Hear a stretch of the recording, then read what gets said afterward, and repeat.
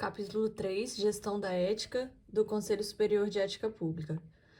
Artigo 13. Fica criado o Conselho Superior de Ética Pública do Estado do Espírito Santo, vinculado ao gabinete do governador do Estado, competindo-lhe revisar as normas que dispõem sobre conduta ética na administração pública estadual, elaborar e propor a instituição do Código de Conduta das autoridades no âmbito do Poder Executivo Estadual e expedir resoluções que detalhem ou esclareçam pontos previstos no Código de Ética. Então, o Conselho Superior de Ética Pública, ele é responsável por tudo isso.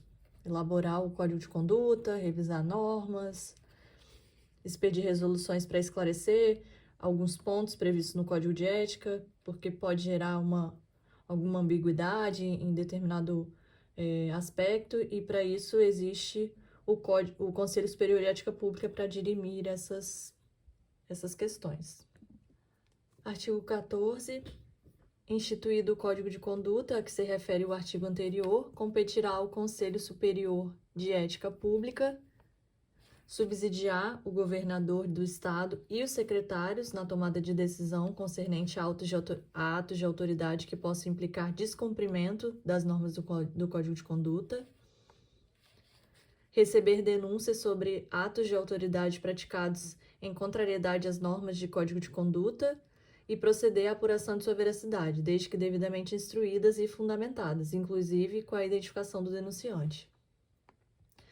Determinar a realização de diligências que julgar convenientes, ouvir o denunciante quando necessário, comunicar ao denunciante quando terminado o procedimento as providências adotadas, submeter ao governador do Estado sugestões de aprimoramento do Código de Conduta, dirimir dúvidas a respeito da interpretação das normas do Código de Conduta e deliberar sobre os casos omissos, dar ampla divulgação ao Código de Conduta, orientar e aconselhar as comissões de ética dos órgãos e entidades, emitir resoluções para detalhar ou esclarecer pontos do Código de Ética, elaborar e aprovar o regimento padrão das comissões de ética, publicar anualmente relatório de gestão de ética e elaborar o seu regimento interno.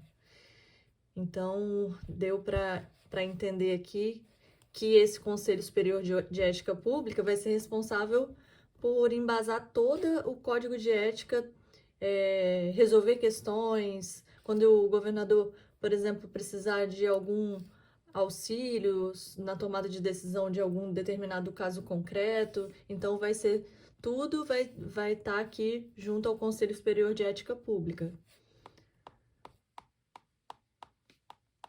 Artigo 15.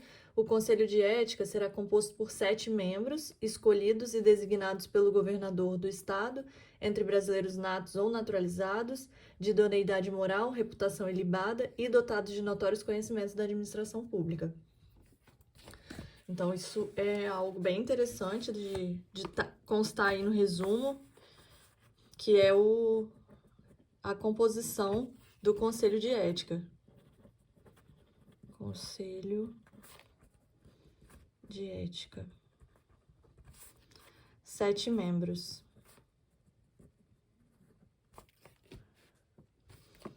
Sete membros escolhidos e designados pelo governador.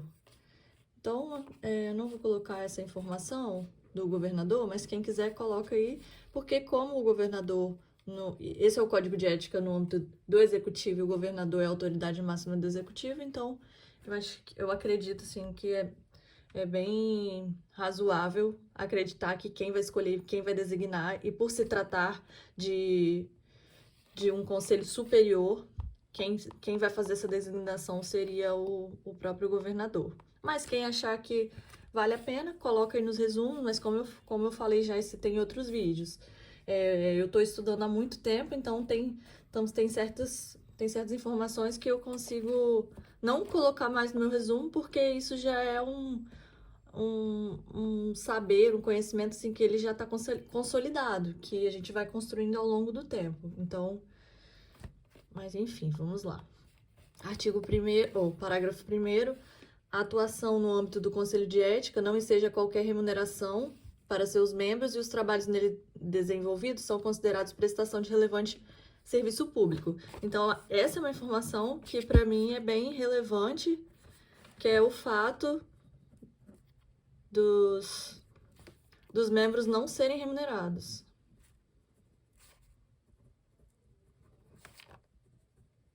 Então, sem remuneração.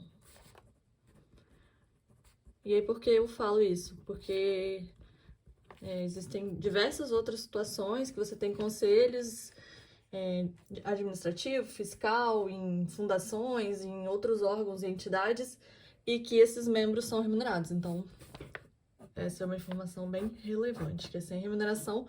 Inclusive, acho que pode ser bem cara de pegadinha de prova. Pegadinha não, questão óbvia de prova, de falar, os membros da Comissão de Ética do Executivo, do Conselho de Ética do Executivo do Estado do Espírito Santo, aliás, o conselho é composto por 7 membros, são remunerados, então a gente já sabe que tá errado, que são 7 membros, mas eles não são remunerados.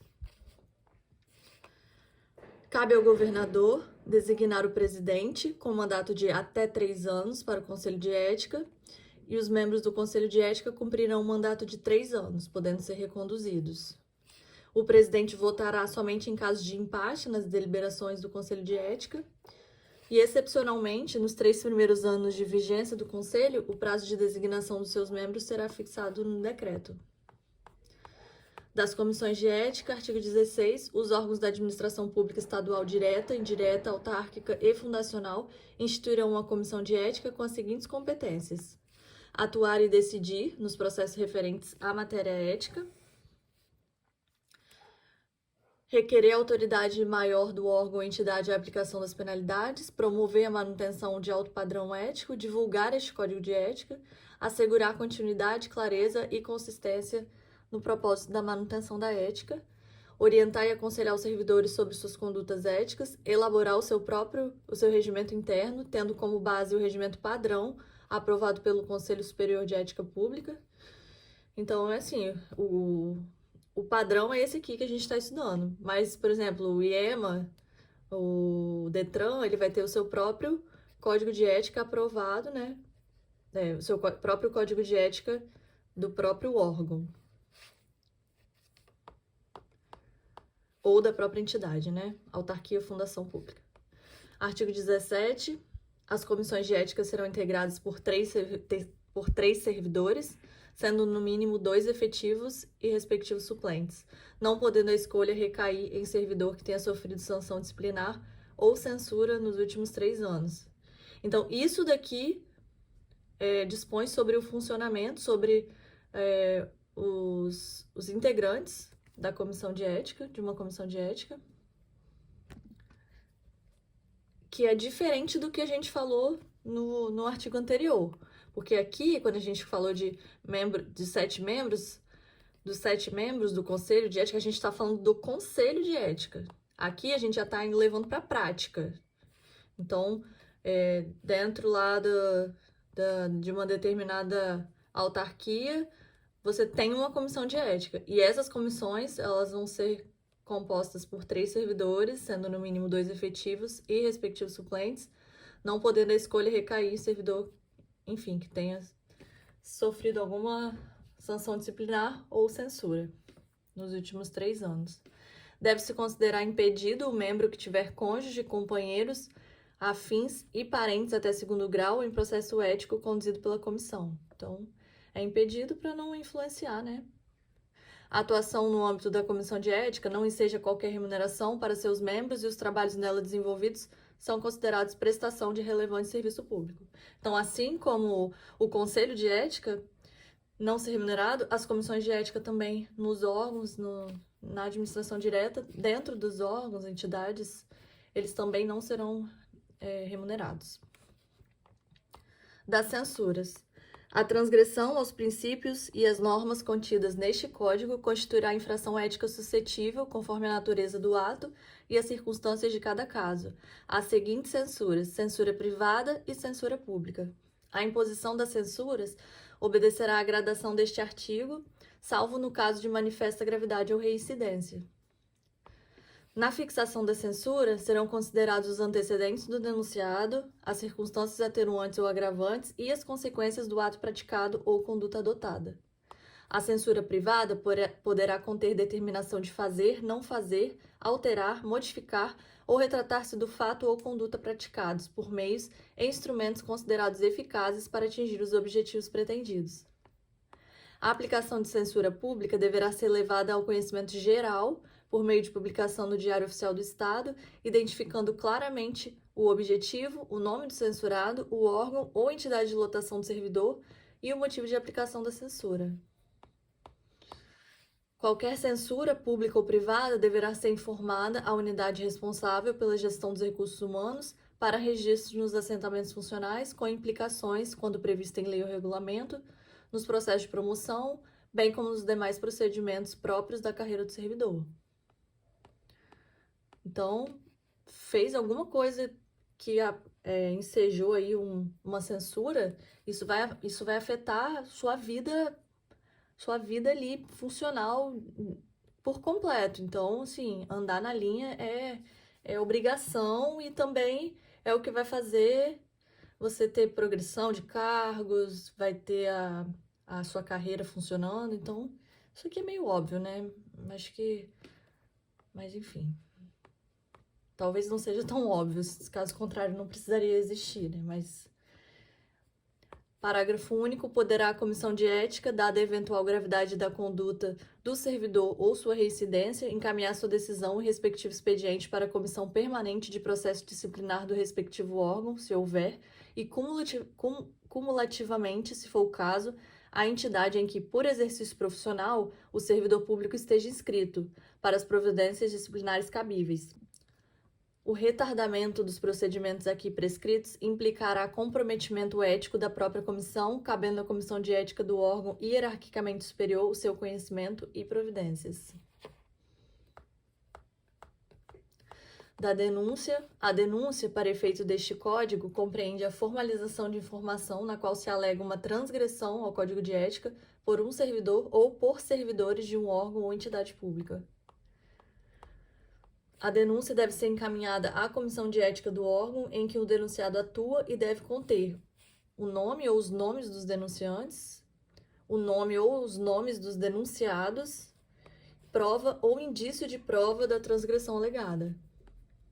Na ausência da comissão de ética, a denúncia deve ser encaminhada para o titular do órgão ou para o Conselho Superior de Ética Pública.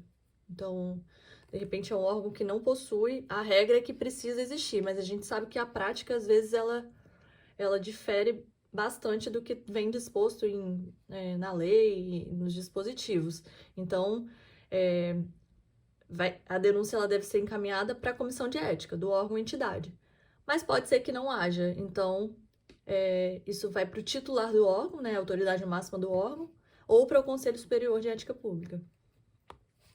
Os procedimentos tramitarão em sigilo até seu término, só tendo acesso às informações às partes, seus defensores e a autoridade judiciária competente. A única coisa que a comissão de ética faz é aplicar censura a servidores. Censura. Censura. Só censura. O concurso vai falar que a comissão de ética vai aplicar advertência, que vai aplicar suspensão. Não, é apenas censura.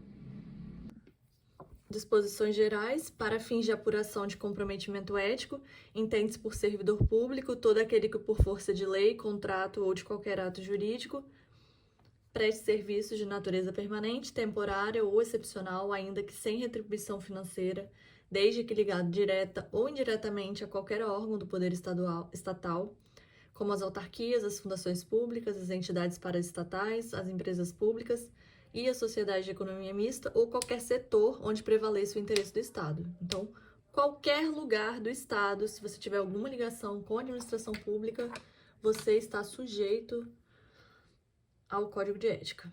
Em cada órgão do Poder Executivo Estadual, em que qualquer cidadão houver de tomar posse ou ser investido em função pública, deverá ser prestado perante a respectiva comissão de ética um compromisso de acatamento e observância das regras estabelecidas por este Código de Ética. Quem tiver alguma dúvida, pode deixar nos comentários que, se eu puder, eu vou responder, vou ajudar, se eu souber, né? Com a maior alegria, eu vou estar aqui para contribuir de alguma forma também. Obrigada!